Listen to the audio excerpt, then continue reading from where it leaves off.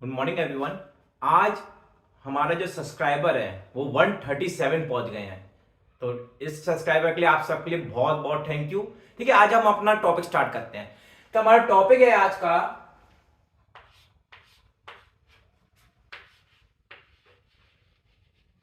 Variation in acceleration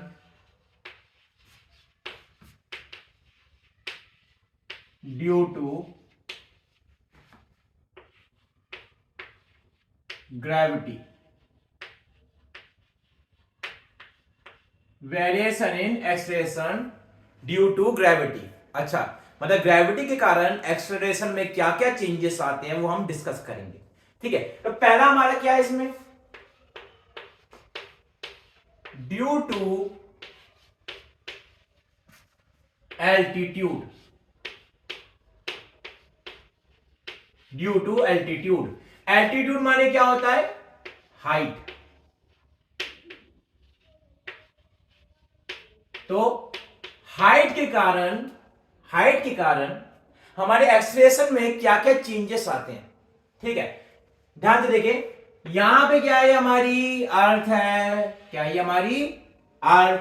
अर्थ के ऊपर ये बिंदु हमारा क्या है, बिंदु पी। क्या ये समझ में आ रहा है, बिंदु क्या है हमारा, पी है।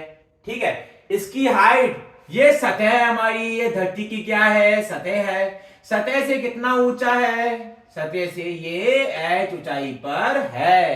क्या ये समझ में आ रहा है। ठीक है, और इस धरती की रेडियस माने त्रिज्या क्या है बेटा, आर है ना। यहां तक समझ में आ रहा है। अच्छा, जी का फॉर्मूला क्या होता है, जी इक्वल टू होता है हमारा, जी इक्वल टू होता है capital G capital M divided by small are square. क्या ये समझ में आ रहा है ना। अब देखो, ध्यान से देखो, यहां पे ये हमारी रेडियस है, तो यहां से इस बिंदु P से लेके इस रेडियस R तक, है ना, हमारी क्या ये स्मॉल r है। क्या ये हमारा स्मॉल r है, और स्मॉल r इक्वल टू क्या हो जाएगा, small r equal to capital R plus small h। क्या ये समझ में आ रहा है, capital R plus small h, है ना। तो capital R plus small h हमारी स्मॉल r की वैल्यू है। अब देखो g की वैल्यू क्या होगी, g equal to capital G capital M divided by capital R plus h का होल का स्क्वायर, है ना। Capital G capital M divided by capital R plus h का होल का स्क्वायर। क्या ये तुमको समझ में आ रहा है। ठीक है, तो हमारी g की वैल्यू भी आ गई। अब क्या करना है, नेक्स्ट स्टेप है कि हम कैपिटल R को कॉमन ले लेंगे। क्या करेंगे, कैपिटल R को कॉमन ले लेंगे। तो स्मॉल g इक्वल टू क्या हो जाएगा, capital G capital M divided bye R square, bracket में क्या, 1 प्लस h बाय R का होल का स्क्वायर, है ना। समझ में आ रहा है।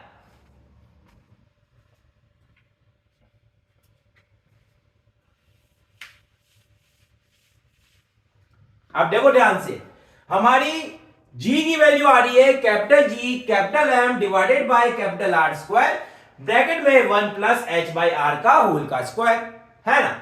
अब देखो हमने क्या किया, capital G capital M divided by capital R square, ये सतह पे g की वैल्यू है। किसकी वैल्यू है, सतह पे g की वैल्यू। एक काम करते हैं, यहां पे g डैश कर लेते हैं, ये g डैश है। तो हमारी g डैश किसके बराबर हो जाएगा, g डिवाइडेड बाय ब्रैकेट में 1 plus capital R divided bye, नहीं, h divided by capital R का होल का स्क्वायर। क्या बेटा ये सब में आया, आया कि नहीं आया, है ना। तो 1 plus small h divided by capital R का होल का स्क्वायर, है ना। तो हमारी g डैश की वैल्यू कितनी हो जाएगी, g dash equal to g, और बेटा ये जो पूरी वैल्यू है हम ऊपर ले जाएंगे तो क्या बन जाएगा, ये 1 प्लस h बाय R की पावर -2, है ना। आया क्या समझ में।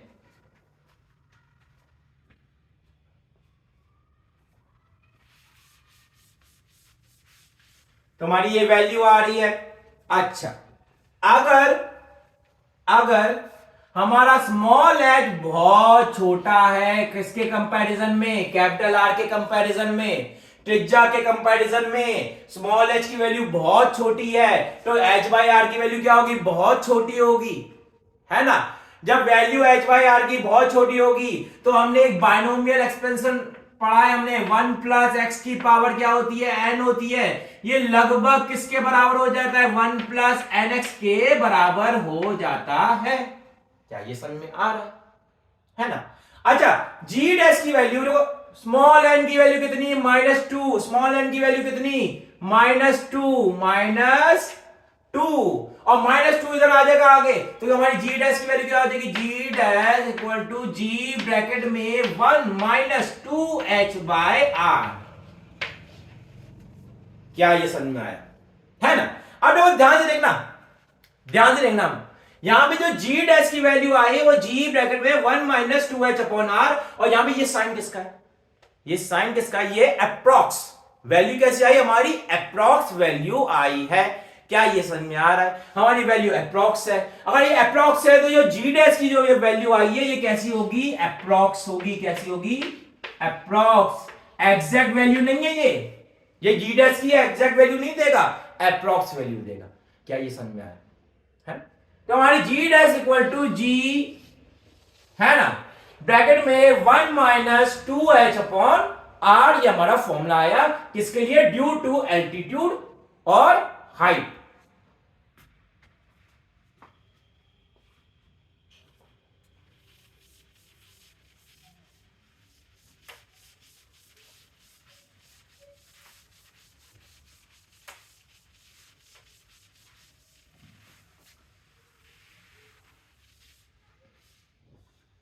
अगला देखो, due to depth, due to depth, depth माने होता है गहराई। पहले हम धरती की सतह के ऊपर गए, अब धरती की सतह के नीचे जाएंगे, धरती की सतह के नीचे जाएंगे, है ना। तो ड्यू टू डेप्थ, और डेप्थ क्या ले लिया, यहां पे भी डेप्थ हमने ले लिया एच, क्या ले लिया, एच, हम एच डेप्थ नीचे, धरती की सतह के नीचे जा रहे हैं, है ना।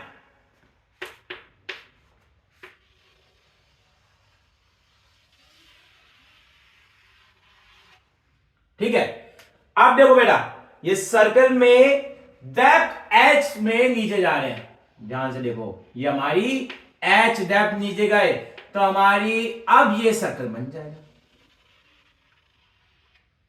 है ना। जो ये शेडेड पोर्शन दिख रहा है, ये शेडेड पोर्शन दिख रहा है, जो अंदर का ये स्पीयर है, जो ये गोला है, ये धरती के अंदर ये क्या है, स्पीयर।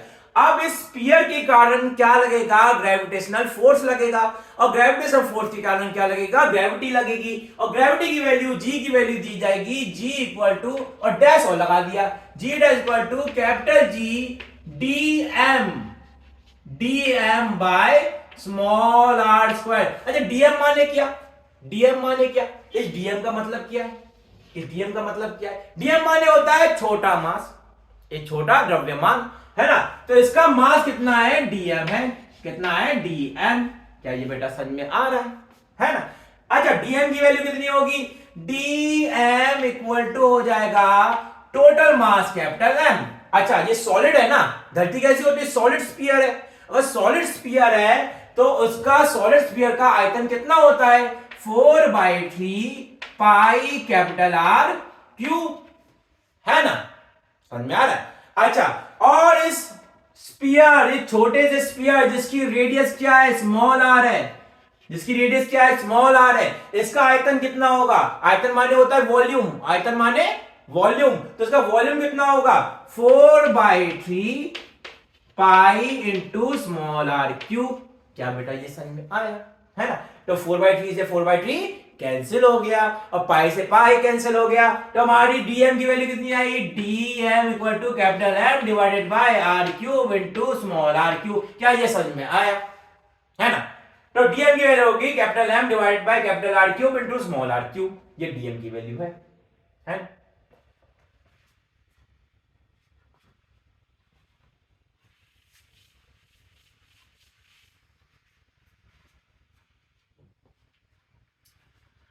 हमने dn की वैल्यू पुट करी तो g dash equal to capital G capital M divided by capital R cube into small r square into small r cube. क्या बेटा समझ में आया? तो r स्क्वायर से r स्क्वायर कैंसिल हो जाएगा, r स्क्वायर से r स्क्वायर कैंसिल हो जाएगा, स्मॉल r स्क्वायर है ना।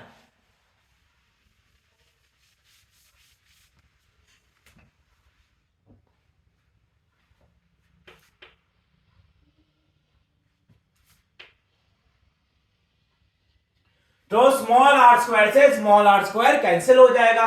तो g डैश की वैल्यू कितनी हो जाएगी, g dash equal to capital G capital M है ना, capital G capital M into small r divided by capital R cube. क्या बेटा ये समझ में आया? आया कि नहीं आया, है ना। अच्छा, capital G by R square किसके बराबर होता है, G के बराबर होता है ना। Capital G capital M divided by capital R square किसके बराबर होता है, G के बराबर होता है। G कहां पे, सतह पे, सरफेस पे G की वैल्यू है ना। तो G into small r divided by capital R। क्या बेटा ये समझ में आया? R क्यूब था ना, R स्क्वायर इंटू R है ना। तो capital G capital M divided by capital R square किसके बराबर हो जाएगा, स्मॉल g के बराबर हो जाएगा। क्या ये समझ में आया, है ना। तो G डैश ये होता है। कैसे है ना, कितने आराम से डेरिवेशन हो रहा है, सिंपल सिंपल डेरिवेशन है ना। अब बेटा ध्यान से देखना, g dash equal to g into small r divided by capital R। अच्छा, स्मॉल r की वैल्यू कितनी होगी, कैपिटल R इसकी पूरी रेडियस है, कैपिटल R क्या है, इसकी पूरी रेडियस। इसमें से स्मॉल h को माइनस कर देंगे तो स्मॉल r आ जाएगा, है ना। स्मॉल r की वैल्यू क्या होगी, small r plus small h equal to capital R है ना। और स्मॉल r की वैल्यू कितनी हो जाएगी, capital R minus h, capital R minus h हो जाएगी। और g डैश की वैल्यू है g small r divided by capital R। तो g डैश की वैल्यू कितनी हो जाएगी, g dash equal to capital g divided by capital R bracket में capital R minus small h। क्या बेटा ये समझ में आया, है ना भाई, समझ में आना चाहिए, है ना, काम नहीं चलेगा ऐसे। हाँ, तो कैपिटल R को डिवाइड कर देंगे तो हमारी g डैश की वैल्यू कितनी हो जाएगी, g डैश इक्वल टू हो जाएगा g और कैपिटल R को अंदर इक्वेशन में डिवाइड कर दिया, कैपिटल R से कैपिटल R कैंसिल हो जाएगा और माइनस का h बाय r आ जाएगा। तो क्या हो जाएगा, 1 माइनस h बाय r है ना। तो ये g डैश की वैल्यू कितनी हो जाएगी, g dash equal to g bracket में 1 माइनस h बाय r है ना। अच्छा, एक चीज देखो, पूरे डेरिवेशन में कहीं भी हमने अप्रॉक्स वैल्यू ली, कोई अप्रॉक्सीमेशन लिया नहीं लिया, आपने अप्रॉक्स कहीं नहीं किया है। अगर अप्रॉक्स नहीं किया है तो जो ये वैल्यू आ रही है वो कैसी वैल्यू होगी, एग्जैक्ट वैल्यू होगी। क्या होगी, एग्जैक्ट वैल्यू। समझ में आ रही है, एग्जैक्ट। ये वैल्यू कैसी होगी, एग्जैक्ट वैल्यू देगी। मतलब जो g डैश की इक्वेशन बन के आ रही है, जो हम g की वैल्यू निकालेंगे दैट में इस इक्वेशन के द्वारा वो वैल्यू कैसी आएगी, एग्जैक्ट आएगी। और जो हमने हाइट में निकाली थी g dash equal to g bracket में 1 माइनस 2h अपॉन r, उससे वैल्यू कैसी आएगी, अप्रॉक्स वैल्यू आएगी। क्या बेटा ये समझ में आ रहा है ना।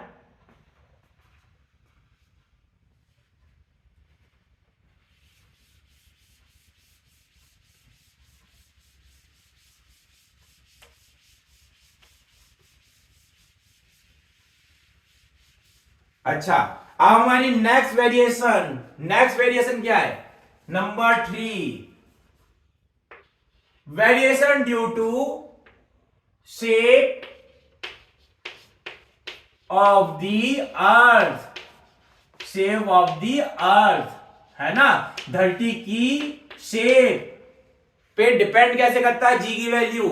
अच्छा देखो, धरती पोल से कैसी होती है, फ्लैट होती है, बिल्कुल गोल नहीं होती है धरती गोल नहीं होती है। धरती क्या होती है, थोड़ी चपटी होती है, थोड़ी पिचकी हुई सी होती है ना। तो धरती कैसी होती है, कुछ इस तरीके से, वो थोड़ा सा ऐसे ऐसे, धरती कुछ ऐसी पिचकी सी होती है, थोड़ी पिचकी सी, है ना। अब बेटा ध्यान से देखो, यहां पे पोल तक की रेडियस है आरपी, है ना। और इक्वेटर तक की, इक्वेटर को हिंदी में कहते हैं भूमध्य रेखा। क्या कहते हैं इक्वेटर को, भूमध्य रेखा, तो भूमध्य रेखा में रेडियस कितनी है, आर ई है। क्या बेटा ये समझ में आया, है ना। तो आर ई की वैल्यू कितना होगा, R E equal to R P plus 21 kilometre. 21 kilometre मतलब जो पोल पे रेडियस है और जो इक्वेटर पे रेडियस है, दोनों में डिफरेंस कितना है, वो है 21 किलोमीटर का। कितना है, 21 किलोमीटर का डिफरेंस आता है। ठीक है, अब बेटा देखो आर ई इक्वल टू हो जाएगा, अब इसको ऐसा यूनिट में लेके आएंगे तो आर ई इक्वल टू हो जाएगा आर पी प्लस 21,000, है ना। अब ये मीटर में आ गई हमारी वैल्यू, समझ में आया। अब देखो जी की वैल्यू कितनी हो जाएगी, जी इक्वल टू जी ई, मतलब भूमध्य रेखा पे जी की वैल्यू कितनी होगी, वो होगी capital G capital M divided by R P plus 21,000, है ना, का होल का स्क्वायर। ये हमारी जी की वैल्यू होगी। क्या बेटा ये समझ में आया। अच्छा पोल पे जी की वैल्यू कितनी होगी, जी पी इक्वल टू हो जाएगा capital G capital M divided by RP का स्क्वायर, है ना, आरपी का स्क्वायर। अच्छा ध्यान से देखो, ये जीपी है ये जी है, किसकी वैल्यू ज्यादा है, देखो ध्यान से देखो, नीचे क्या है, डिनोमिनेटर, नीचे क्या है, डिनोमिनेटर।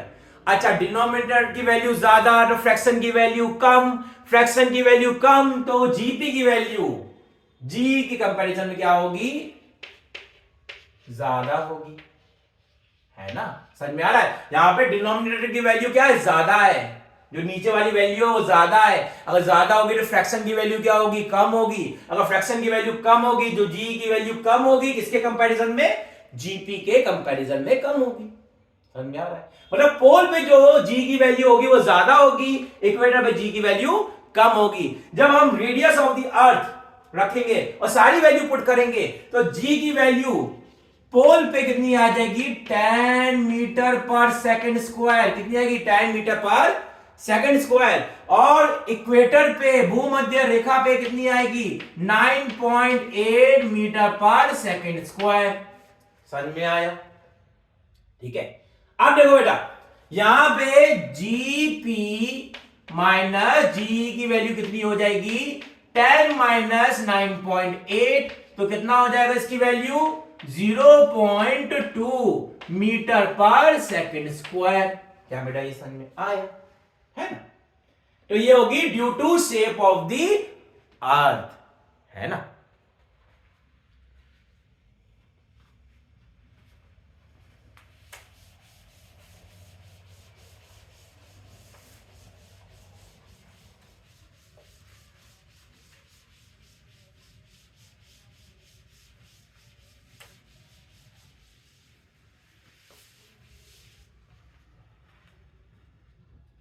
तो हमारा 4 पॉइंट क्या है, 4 पॉइंट है हमारा ड्यू टू, ये लास्ट पॉइंट है हमारा, ड्यू टू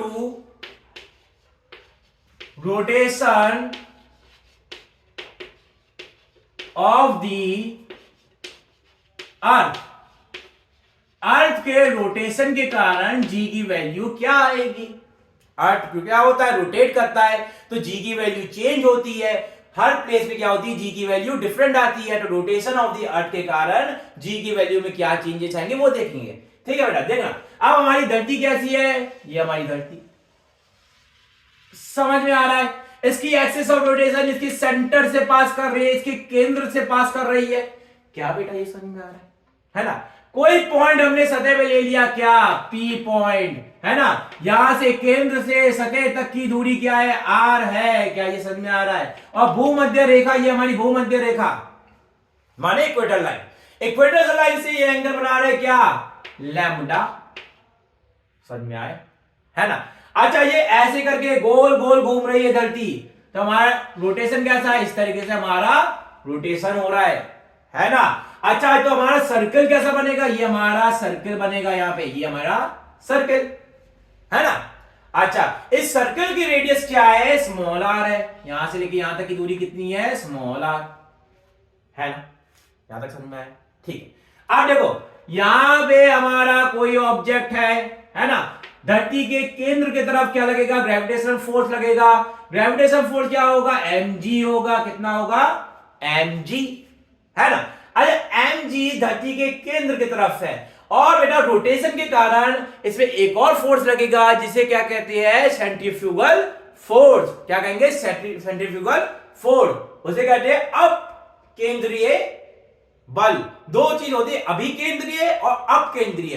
अभिकेंद्रीय बल कहते हैं सेंट्रीपिटल फोर्स को और सेंट्रीफ्यूगल फोर्स को कहते हैं अपकेंद्रीय, है ना। तो ये अपकेंद्रीय बल इसमें लगेगा कितना, M omega square small R, M omega square small R लगेगा। अच्छा ध्यान से देखो, ये वाला जो एंगल दिख रहा है, ये वाला एंगल, ये लाइन और ये लाइन क्या है, इसके समांतर में। ये दोनों लाइन कैसी है, एक दूसरे के समांतर में। अगर ये लैम्डा होगा तो ये एंगल कितना होगा, लैम्डा होगा, है ना। और ये एंगल लैम्डा है तो ये एंगल कितना हो जाएगा 180, 180 माइनस लैम्डा, 180 माइनस लैम्डा हो जाएगा। क्या ये समझ में आए, है ना। अब देखो एम जी एक वेक्टर है, एम ओमेगा स्क्वायर आर क्या है, एक वेक्टर है। वेक्टर माने होता है सदिश, क्या होता है सदिश, है ना। तो ये वेक्टर का रिजल्टेंट निकलेगा। वेक्टर का रिजल्टेंट निकालने के लिए क्या करना पड़ेगा, पैरेललोग्राम बनाना पड़ेगा। अच्छा पैरेललोग्राम कैसे बनेगा, ये हमने लाइन ऐसे बनाई, ये नीचे से ऐसे करा हमने, समांतर रेखा बनानी है हमको। देखो समांतर, जब हमने समांतर रेखा बनाई तो ये हमारा क्या आएगा, रिजल्टेंट आएगा। और इस रिजल्टेंट की वैल्यू कितनी है, m into G dash, m into G dash. क्या बेटा ये समझ में आ रहा है। तो m इंटू जी डैश की वैल्यू कितनी होगी, m into G dash equal to हो जाएगा अंडर रूट एम जी का होल का स्क्वायर, एम जी का होल का square plus M omega square small R का होल का स्क्वायर, है ना। ठीक है, फिर इसके आगे, अच्छा यहां पे थोड़ा मैं नीचे लिख रहा हूं, है ना, plus 2mg into M omega square small are cos lambda, cos 180 minus lambda कितना होगा, कॉस 180 माइनस लैम्डा। समझ में आया।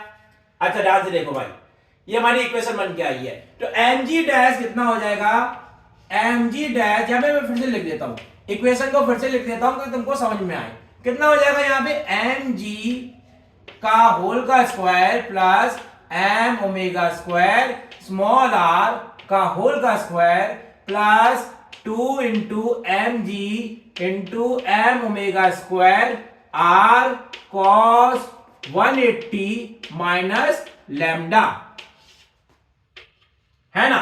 अब ध्यान से देखो, एम जी का होल का स्क्वायर, अच्छा ये ओमेगा दिख रहा है, ये ओमेगा दिख रहा है। अब देखो इसका स्क्वायर करते हैं हम, इसका स्क्वायर करेंगे कितना हो जाएगा, एम का स्क्वायर जी का स्क्वायर, है ना।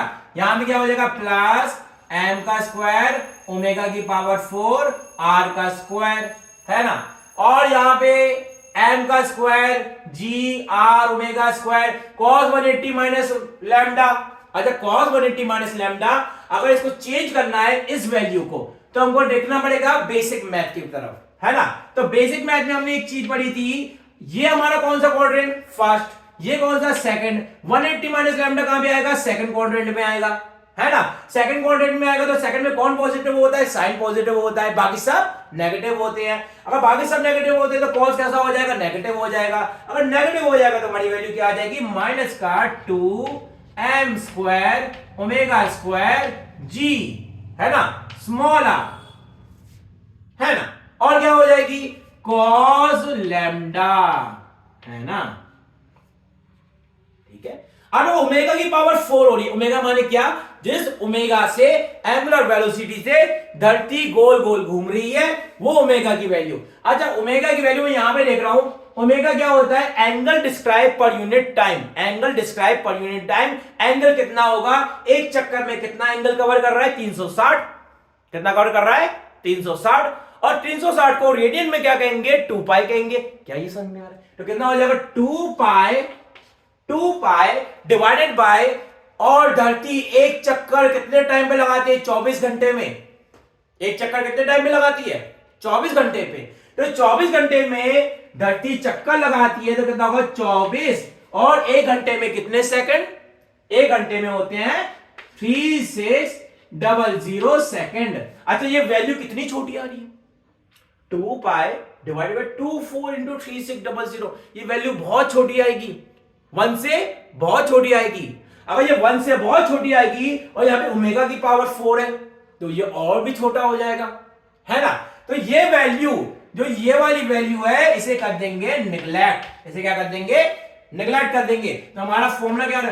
Under root M square G square, ठीक है, minus 2m square omega square जी आर कॉस लैम्डा, है ना। ये हमारी mg डैश के बराबर हो जाएगा।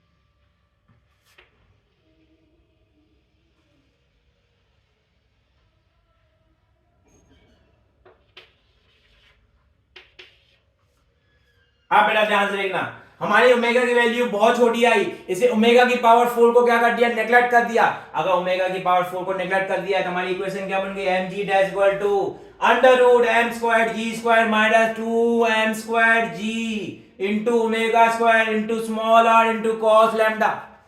समझ में आया? अब m स्क्वायर को कॉमन ले लिया, रूट के बाहर आ गया m से m कैंसिल हो गया, तो हमारी g डैश की वैल्यू क्या होगी? g dash equal to under root G square minus 2, है ना, ओमेगा स्क्वायर जी, है ना, small r into cos lambda,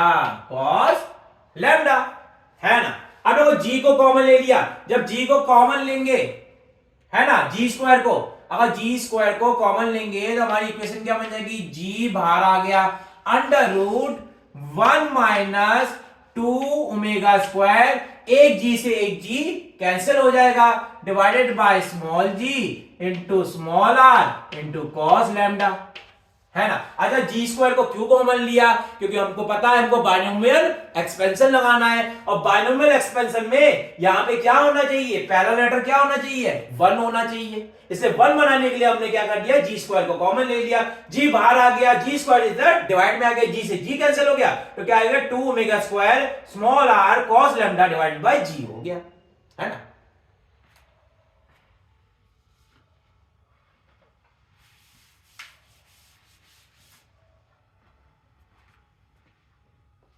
देखो भाई, अब हमारी जी डैश की वैल्यू कितनी होगी? G dash equal to g bracket में 1 minus 2 omega square small are cos lambda divided by g, और ब्रैकेट के ऊपर क्या हो जाएगा? 1/2, क्या हो जाएगा? 1/2 हो जाएगा। अच्छा अब कोई वेरिएबल है यहाँ पे? Small R. क्या है वेरिएबल? स्मॉल आर को कैपिटल आर के टर्म में लेके आना पड़ेगा, है ना।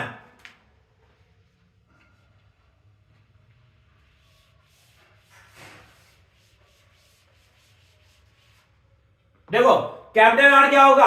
कैपिटल आर, अगर ध्यान से देखे यहां पे लाइन खींच दी हमने नीचे, है ना, तो ये हमारी दूरी कितनी है? स्मॉल आर है, और स्मॉल आर की वैल्यू क्या होगी? Capital R cos lambda. R का इधर क्या होगा? आर इक्वल टू, देखो कॉस लैम्डा इक्वल टू आधार बटे कर्ण, तो आधार की वैल्यू क्या है? स्मॉल आर, कर्ण की वैल्यू क्या है? कैपिटल आर, है ना। तो small R divided by capital R, small R की वैल्यू क्या होगी? Capital R cos lambda, capital R cos lambda, और कैपिटल आर कॉस लैम्डा की वैल्यू इधर पुट कर दी। तो अब देखो, तो हमारी जी डैश की वैल्यू कितनी होगी? G dash equal to g bracket में 1 minus 2 omega square, capital R इधर लिख दिया, और cos lambda into cos lambda क्या हो जाएगा? Cos square lambda, cos square lambda divided by small g की पावर क्या हो जाएगी 1/2, है ना? क्या ये समझ में आया?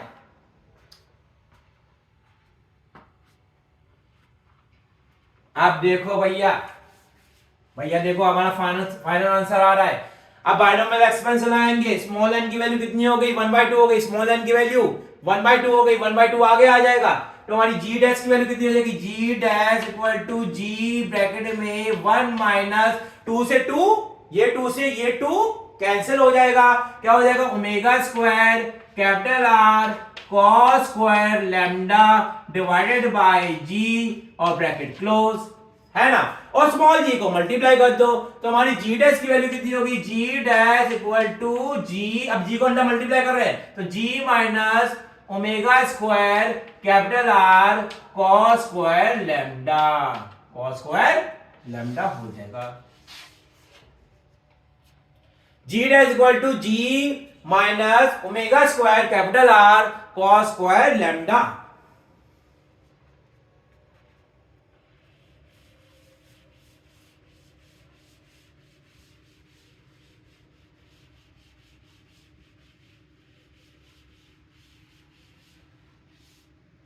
हमारी final equation I ji dash equal to ji minus omega square capital R cos square lambda आई। अच्छा बेटा अब ध्यान से देखना, पोल पे, पोल माने ये, है ना, पोल पे जीपी की वैल्यू कितनी होगी, जीपी में अब ध्यान देखना लैम्डा की वैल्यू कितनी हो जाएगी, यहां पे 0 डिग्री, देखो यहां पे लैम्डा, यहां पे हो जाएगा 0 डिग्री, यहां पे 0 डिग्री, यहां पे कितना होगा 90 डिग्री, तो लैम्डा की वैल्यू हो जाएगी एट, यहां पे लिख लो एट पोल, एट पोल हमारी लैम्डा की वैल्यू हो जाएगी 90 डिग्री, है ना?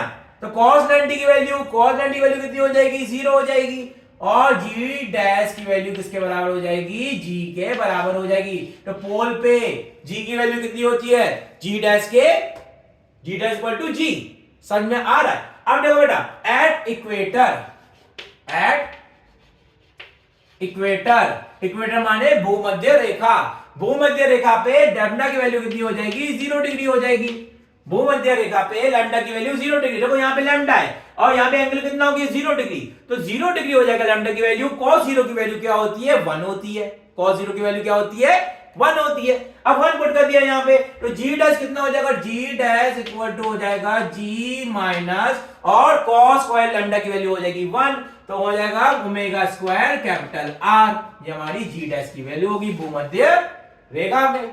समझ में आया?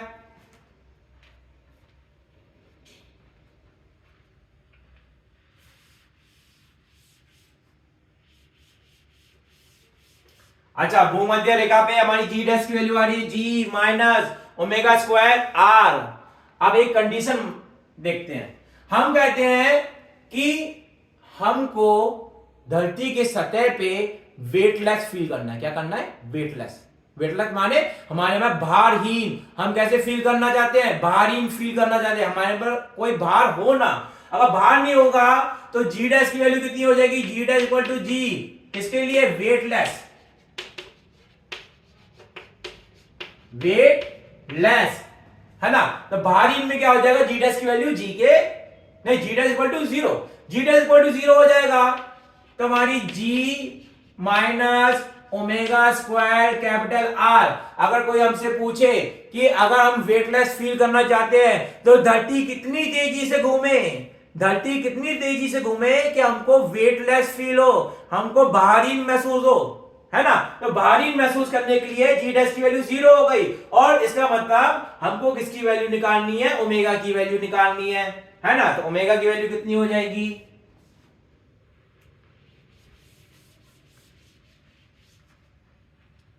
ओमेगा की वैल्यू हो जाएगी omega square equal to G divided by capital R, और ओमेगा की वैल्यू हो जाएगी omega equal to under root small G by capital R value हो जाएगी। क्या बेटा ये समझ में आया, है ना? ये हमारी वेटलेस की कंडीशन है, जब हमको भारी महसूस हो। कब भारी महसूस होगा? जब ओमेगा की value under root G by R के बराबर हो जाएगी। क्या ये समझ में आया? अच्छा, ये हमारी ओमेगा की वैल्यू है। अच्छा, हमसे पूछा जाए उस वक्त धरती का आवर्तकाल, मतलब कितनी देर में एक चक्कर कंप्लीट कर रहा होगा, वो आवर्तकाल बता दो sir.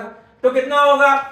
Omega equal to 2 pi divided by capital T equal to क्या हो जाएगा? Under root G by R, है ना। तो आवर्तकाल टी की वैल्यू क्या हो जाएगी? टी इक्वल टू हो जाएगा 2 pi under root R by g. R by g हमारा आवर्तकाल टाइम पीरियड का फॉर्मूला हो जाएगा, T equal to 2 pi under root R by g. क्या ये समझ में आया?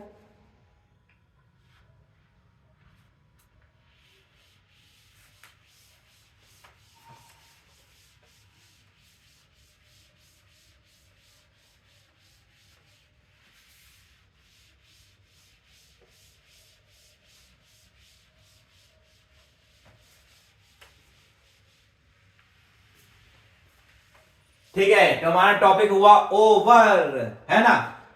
तो हमने क्या क्या पढ़ा है, हमने रिवाइज कर लेते हैं। पहले बोला एक्सलेशन ड्यू टू ग्रेविटी, किसके कारण? हमारा हाइट के कारण, एल्टीट्यूड के कारण। एल्टीट्यूड के कारण हमारी जी डैश की वैल्यू आ रही थी जी ब्रैकेट में 1 माइनस 2h अपॉन आर, ये हमारी पहली वैल्यू आई, है ना। वो वैल्यू कैसी थी? अप्रॉक्स वैल्यू थी। फिर हमने निकाला डेप्थ में। डेप्थ में हमको क्या पता चला कि हमारा जी डैश बराबर होता है जी ब्रैकेट में 1 माइनस h अपॉन आर, है ना। ये हमको डेप्थ में पता चला। फिर दूसरा क्या था हमारा? था कि शेप ऑफ द अर्थ। हमको पता चला कि धरती की शेप कैसी है? फ्लैट है। पोल पे कैसी है? फ्लैट है। अगर फ्लैट है तो रेडियस, पोल की रेडियस और इक्वेटर की रेडियस में डिफरेंस कितना होगा? 21 किलोमीटर का होगा, 21 किलोमीटर का होगा। अगर 21 किलोमीटर का होगा डिफरेंस, तो जी की वैल्यू इक्वेटर पे कितनी थी? इक्वेटर पे कितनी थी? 9.8, और पोल पे कितनी थी? 10 थी। दोनों का डिफरेंस करते थे तो कितना आ जाता? 0.2 मीटर पर सेकंड स्क्वायर। अच्छा, फिर हमने निकाला एक्सेलरेशन ड्यू टू ग्रेविटी, किसके कारण? किसके कारण? हमारे रोटेशन ऑफ द अर्थ के कारण। अर्थ रोटेट कर रहा है। जब धरती रोटेट करती है तो हमारी जी डैश की वैल्यू आ रही थी g minus R omega square cos square lambda, है ना। अगर लैम्डा की वैल्यू 0 डिग्री हो जाएगी, मतलब कहां पे? भूमध्य रेखा पे। भूमध्य रेखा पे हमारी जी डैश इक्वल टू हो जाएगा g bracket minus R omega square, और पोल पे क्या हो जाएगी? लैम्डा की वैल्यू 90 डिग्री हो जाएगी। लैम्डा की वैल्यू 90 डिग्री हो जाएगी तो कॉस लैम्डा की वैल्यू हो जाएगी 0। कॉस लैम्डा की वैल्यू 0 हो जाएगी तो जी डैश हो जाएगा जी के बराबर। क्या ये समझ में आया? है ना। फिर हमने पढ़ा कि वेटलेस, हमको भारी कहां पे महसूस होता है? अगर भारी महसूस होना है तो जी डैश की वैल्यू 0 होनी पड़ेगी। अच्छा, अगर भारी हमको महसूस होना है तो धरती कितनी तेजी से घूमे कि हमको भारी महसूस हो, तो वो ओमेगा की वैल्यू आई थी under root G by R के बराबर आई थी, है ना। और हमसे पूछे कि कितना आवर्तकाल होगा, धरती एक चक्कर कितने टाइम पे लगा रही होगी, तो टी इक्वल टू हो जाएगा 2 pi under root capital R by g के बराबर हो जाएगा। तो ठीक है, ये भी हम इसको सम अप करते हैं। आई होप कि तुम सबको समझ में आया होगा। तो ओके, थैंक यू।